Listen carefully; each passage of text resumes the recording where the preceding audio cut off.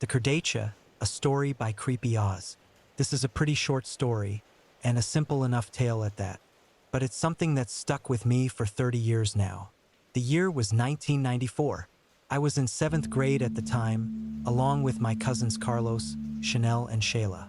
We went to school on Palm Island, but on the holidays we'd visit my uncle, aunt, and my cousins out near Davenport in the Northern Territory. It was on one of these visits that my story takes place. It was a normal day like pretty much any other. Me and my cousins, we'd spend our days out in the bush playing Baramba Gim and Chubu Chubu. During one of our games, my cousin Carlos remarked about a set of prints in the dirt out by the tree line. We investigated and they were a bit odd, but I thought they must just be an emu or maybe an ostrich. We do get him out here occasionally, wandering off from the farms. After a tiring day of playing out on the plains, my uncle called us in for tucker. We had damper and a nice hot stew. After dinner, we just played a bit longer outside. We had big spotlights outside our place, so it's safe for us to play at night until bedtime. My uncles just tell us don't wander too far and we're all good.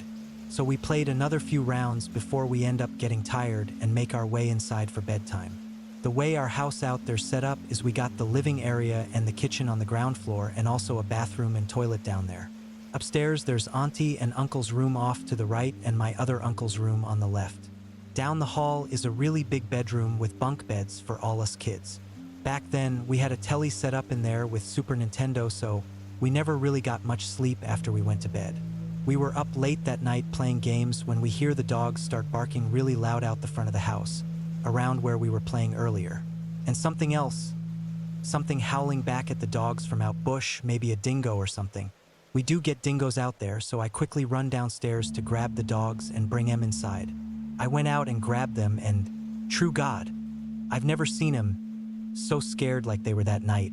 I grabbed their leads and bring them upstairs with us kids. They were all acting real strange, nuzzling in real close with us, sitting in front of us like they were shielding us from someone. That was when I heard my uncles talking from one of the bedrooms. They were real hush about it, but we could hear them from our room. Then the door handle to us kids' room starts turning, and the door slowly opened. It was my uncle and auntie. As soon as they saw me, they grabbed me by the arm and pulled me up and hugged me. They told me they saw me go outside and not to do that again at night without asking. They then gestured for us all to follow them into the bedroom up the hall. My auntie and uncle's bedroom, it's got a big window that faces out the front yard. My other uncle was standing there with them and everyone was just staring out there into the dark. I was real scared by this point and didn't know what was going on, so I asked my other uncle and he just whispered to me, "Uncle, think Kurdaitcha out there." I shivered when I heard him say that. A Kurdaitcha is like a witch doctor, kind of like a skinwalker, to use a term you might be more familiar with. He's known as the executioner man in our native language. That's when I remember those tracks we seen earlier that looked kind of like emu. The old stories we were always told would tell all about the Kurdaitcha and how he wears big emu feathers on his feet, stuck on there with dried blood.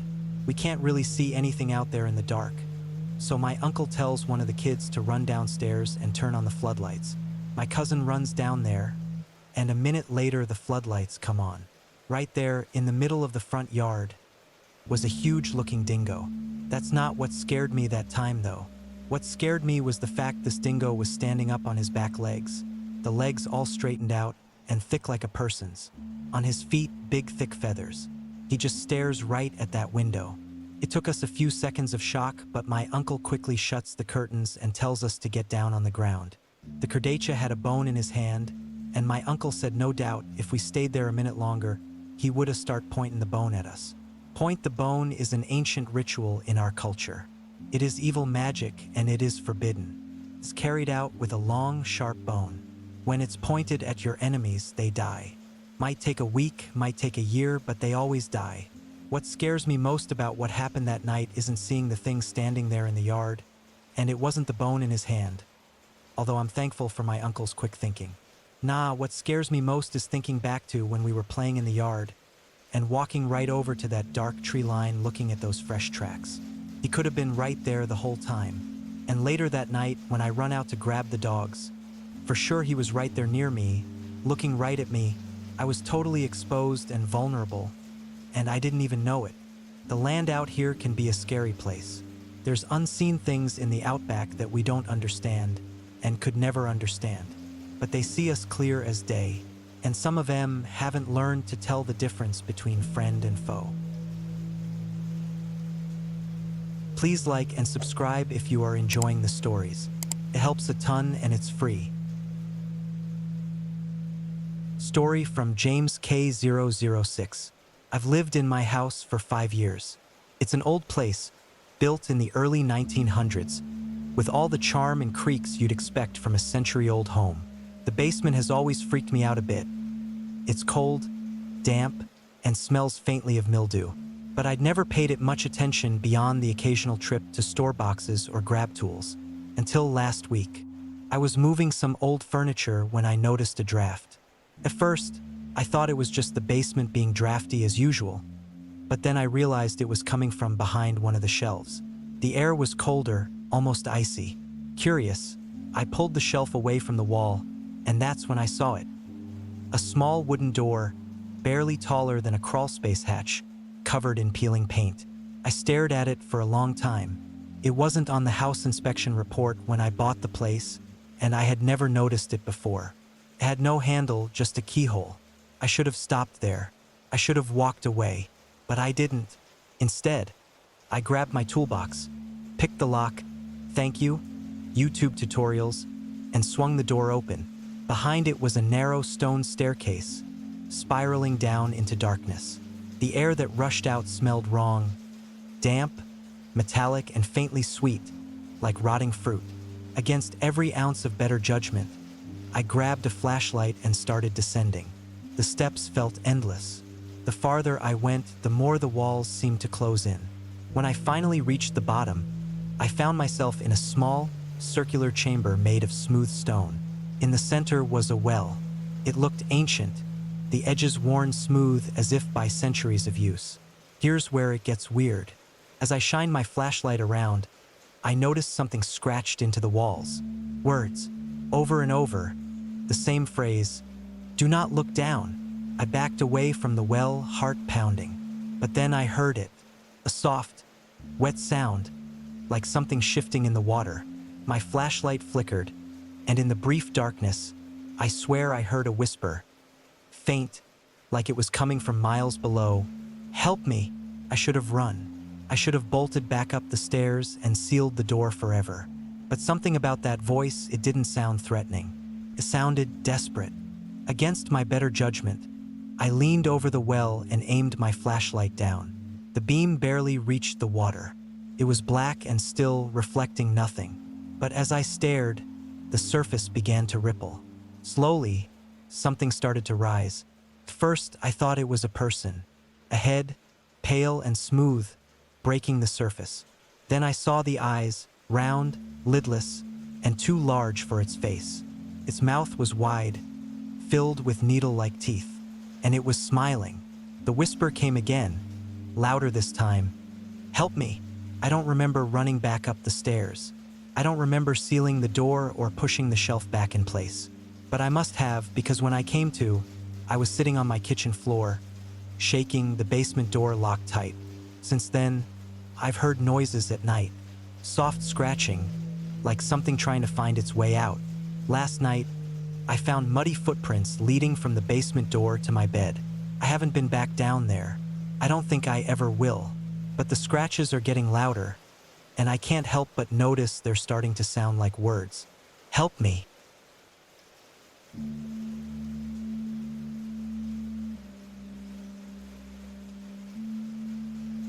I've spent my entire professional life studying the Titanic, but nothing could have prepared me for how deeply the ship would eventually consume me.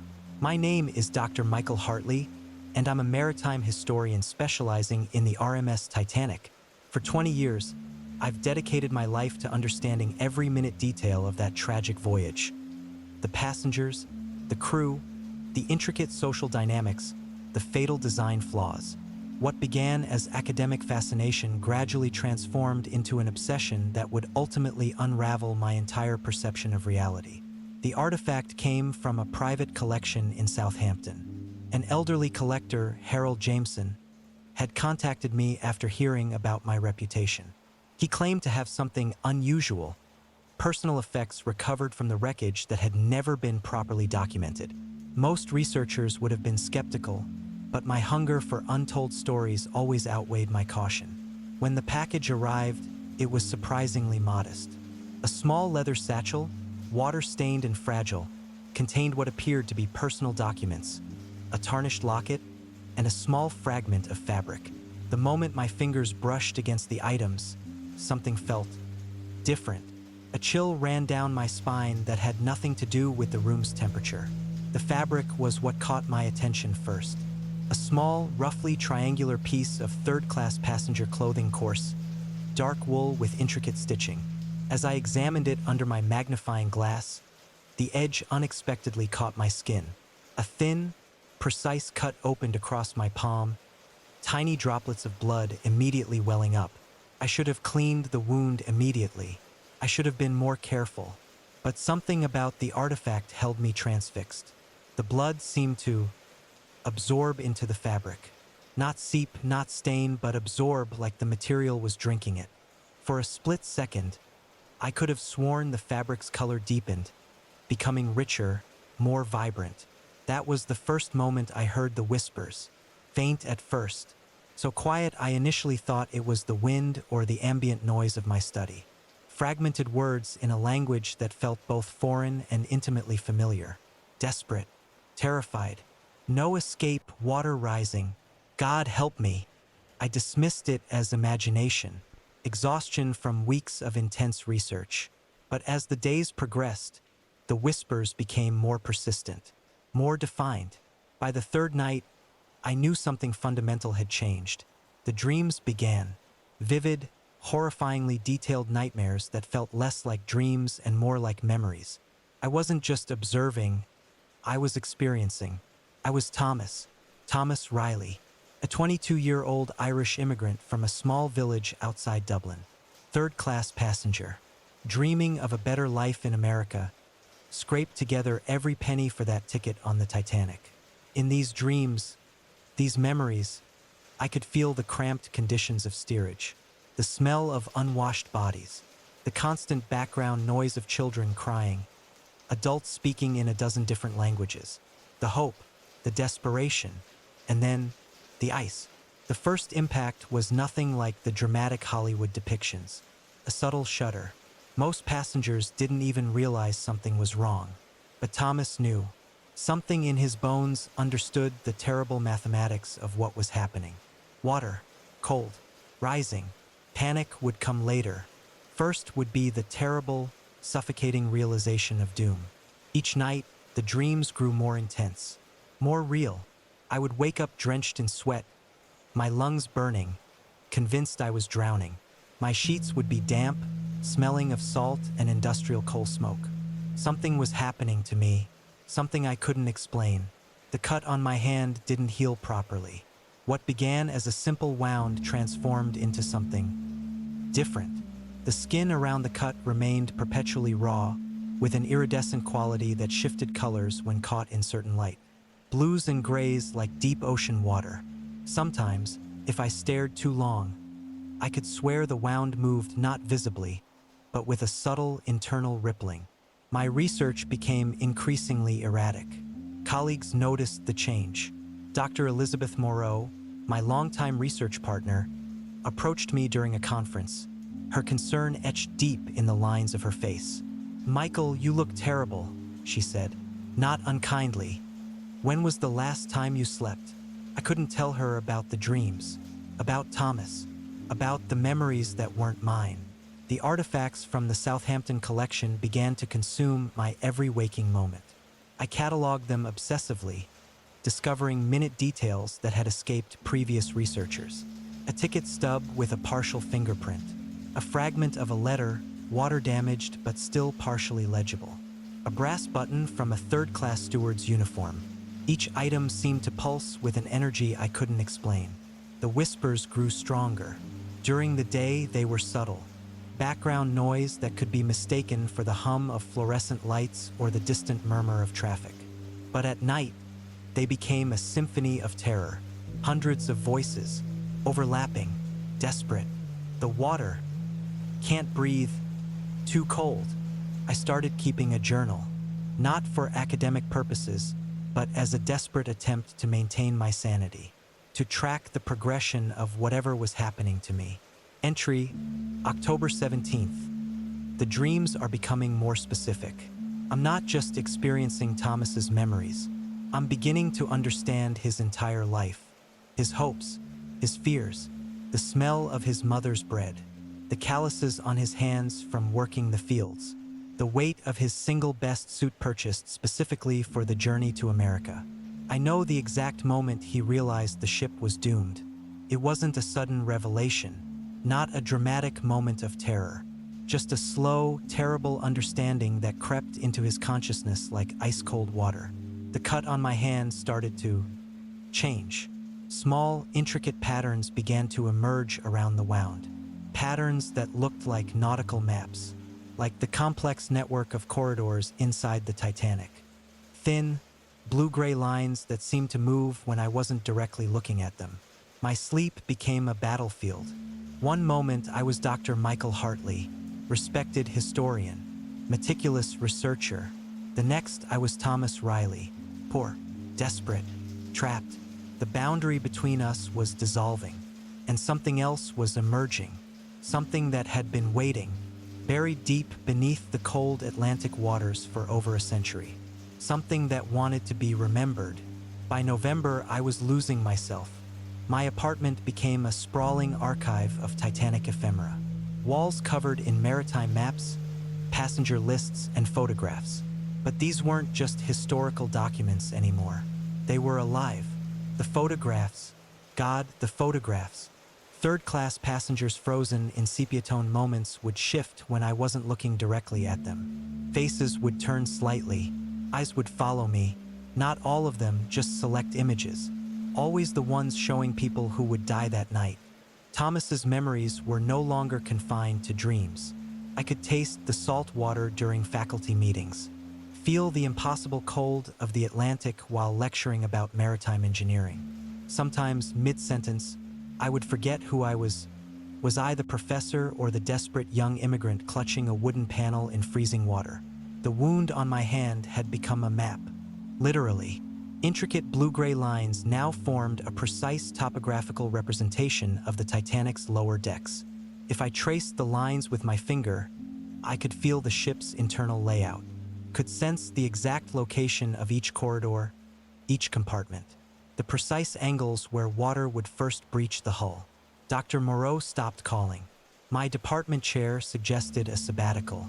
I was becoming something else, something between historian and haunting. One night, I discovered something in Thomas's memories that chilled me more than the phantom maritime cold that now perpetually surrounded me. He wasn't supposed to be on that ship. His original ticket for a smaller vessel leaving a week earlier had been lost. Stolen, actually, by a man whose name was never recorded in any manifest.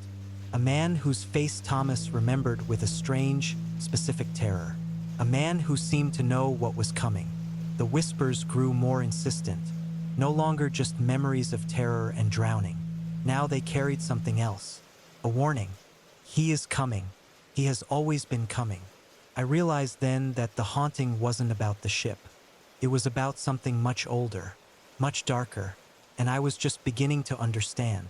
Christmas came, and with it, a strange peace. The whispers didn't stop, but they changed. Thomas's memories became less a torment and more a companionship. I understood now that he wasn't trying to possess me. He was trying to warn me. Dr. Elizabeth Moreau visited me on Christmas Eve. I hadn't seen her in months, and the concern in her eyes told me I looked as fractured as I felt. "I brought you something," she said, placing an old leather-bound journal on my desk. It was my grandmother's. She was a maritime historian too. I thought you might appreciate it. The journal belonged to a researcher from the 1930s, someone who had been investigating the Titanic long before modern technology made such research easier. As Elizabeth left, I opened the pages. Tucked between yellowed sheets was a photograph, not of the Titanic, not of any passenger, A man, standing alone on a foggy pier.